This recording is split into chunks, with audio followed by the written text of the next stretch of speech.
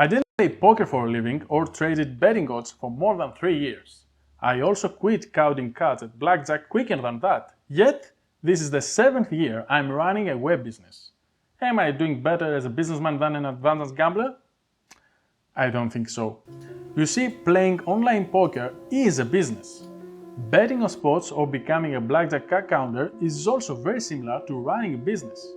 For common people, they seem like sketchy businesses, to say the least. Various horror stories have made it to the news that are connected to gambling somehow. Most don't believe that people can make a living by gambling, and they're right. Gambling should only be treated like an expensive form of entertainment for most people. But for professional gamblers, it's a legitimate business. Hourly rates, expenses, and managing finances are terms you will hear in advanced gambling. Much like in business, a gambler must continuously evaluate their progress, improve their skills, and adapt so that they can make more money. The better gambler you become, the bigger paycheck you collect. In the business world, that translates to sales or revenue. The better you run a business, the more sales you end up with. A company uses that money to pay employees and for stocking up. A gambler buys software or services that will help their business. But, most importantly, a massive chunk of that money will be used to pay for their losses. That's a big difference right there between business and gambling for a living. A company usually has a small portion of its inventory that will go unsold or become damaged, losing money. Meanwhile, a gambler expects many of their bets to lose money. Ευχαριστώ πολύ. Θα μείνεις για να παίξεις τα υπόλοιπα. Ναι, εγώ να τα ξοδέψω, δεν είναι κανένα. Οκ. Θα τα πούμε. Καλή συνέχεια. Μια χαρά. It's impossible to make a winning bet every time, whereas every sale in business is a win. At the same time, though, gamblers can increase their turnover in an instant. If they spot a big opportunity, they can bet twice as much or even more. Well, for the most part, since betting operators may limit their bet sizing, and that's where problems begin showing up. Imagine you have a flower shop business. You realize that, out of the blue, everyone is buying red roses. Since demand has increased, you feel a price hike is justifiable, but you can't sell a rose for $100 when you used to sell it for $1. You lose customers and money, since the flowers will die in your fridge as people will stop buying them at your ridiculously high price. As a gambler though, you can place a $100 bet instead of your usual wager. You just have to add a couple of zeros. But that will raise suspicions and eventually may lead the bookmaker to show you the door. Then you have to shop around for another bookmaker to accept your business. In the end, there's a good chance you won't be able to place your bet anywhere. Not only can you no longer sell red roses, but any flower. You are in fact out of business. So, you have to adapt.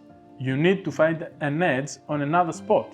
Also, you need to bet under a different name, since the market has banned you. Like when I couldn't play blackjack anywhere in the country when the local casino banned me. But there's a solution. Instead of going after betting operators, you decide to go after other gamblers. You do that by betting on how sports odds move or by playing poker. That's what I did as an advanced gambler. I went against other people. Gambling operators had no problem having me as a customer since I wasn't getting money from them. In fact, I provided liquidity to their business, which in turn attracted more customers, which again meant more commission for them. So, everyone wins, except for recreational gamblers. They are the people who keep the wheel turning. They are the people that provide the revenue for smarter players and operators. But someone didn't get a dime from this business model. And they were pissed.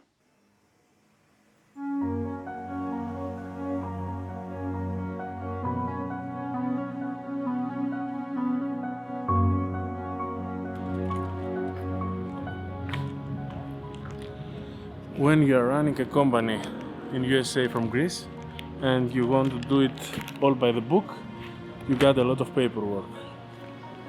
Governments began regulating the gambling industry. Why? For taxes. How?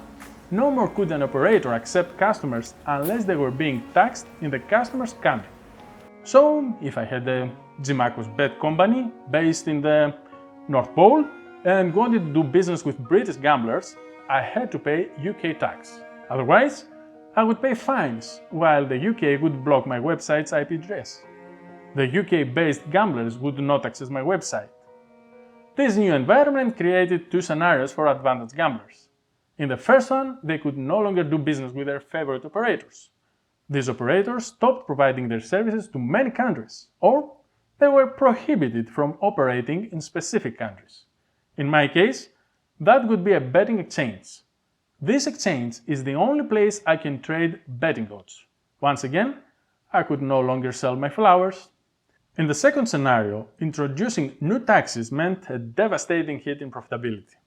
The way this new tax was implemented, especially in poker, is so unfair that profitable poker players became break-even or losing players overnight. The reason is that the tax is imposed daily. Going back to the flower shop analogy, the owner would pay taxes at the end of the year, depending on how much money they made. Under the new regulations, the owner would pay taxes on daily sales, no matter if they don't sell a flower in the next months. So, if you have a single day of making money in poker and 350 days of losing money, you are still paying taxes on that single day. I don't know of any other industry operating under this scheme. That was a critical turning point for me. That's when I quit gambling and began focusing on my web business. I quit being an advanced gambler and transformed into an entrepreneur. And after 7 years of running a company smoothly, I wish I had started one right from the beginning. But it's not just the fierce competition in the gambling industry or the regulations that made the business unviable that made me quit. Becoming an entrepreneur was an eye-opening experience, mostly because I'm making money in my sleep. That was a revelation. Previously, as an advanced gambler, by the time I turned my laptop off, I stopped generating income. I had mixed emotions about that. On the one hand, sometimes I had just made more than an average worker's salary, at other times, more than what they would make in a year. On the other hand, I would not make a dime more that day unless I turned my laptop back on. Actually, I wouldn't make more money in my entire life if I could no longer sit on a computer for some unfortunate reason. That thought was very frightening. That's when I realized I had an active income stream. An income stream that dries up the moment I stopped working. I said before, that could happen due to events that I couldn't control. That's where running a company comes in. A web business that runs various websites 24/7. Guess what? Those websites can generate income 24/7. Like having a flower shop open for 24 hours and customers buying flowers without you even being there. You wake up and find money in your account. Does that sound too good to be true? Well, it is. For e-commerce websites, things are a bit more complicated since you probably have to ship products and take care of customer service. But as a content-based website publisher, advertisers pay us for advertising space. That's it. As long as people are visiting the websites and clicking on ads, the sites are generating revenue. There's nothing more I need to do as a publisher other than making sure the websites are operating properly at all times and rank high in search engines. I know what you're thinking. My web business must not come even close to my gambling profits. People believe I made most of my money in betting exchanges and poker rooms. Well, if we compare annual profit, gambling activity is the clear winner. That's no surprise given the enormous risk it involves. Compared to gambling, running a web business in terms of risk is like taking a walk in the park. But let me remind you that I didn't trade or played poker for more than 3 years. My web business is running for 7 years, with no breaks, no new regulations, no surprises. A genuinely smooth operator. And now for the icing on the cake. When running a business, the sky is the limit. I used to believe that was the case in betting, trading, or poker as well. As stakes were getting bigger, I couldn't see why I couldn't reach for the sky. But even if you forget the regulations, the hide and seek with bookmakers, and the stress of risking thousands of dollars, the market can only absorb a certain amount of money before it becomes efficient again. Poker stakes can go that high, and recreational players rarely find themselves playing high stakes. Betting markets can accept that many bets before odds collapse. Even financial markets like the stock or foreign exchanges can struggle with big orders. Meanwhile, a business can grow as much as you allowed it to grow, and as long as stock lasts. There are 7 billion people who need something. And that's not all. How about running 2 websites, 2 businesses? How about delegating and outsourcing most of the work and building one business after another? The compound effect in business can multiply your success. I feel it's like I'm counting cards on blackjack tables, trading on an exchange, and playing poker all at the same time. And in fact, it's like others are doing all this on my behalf. And while I'm sleeping, oh come on now,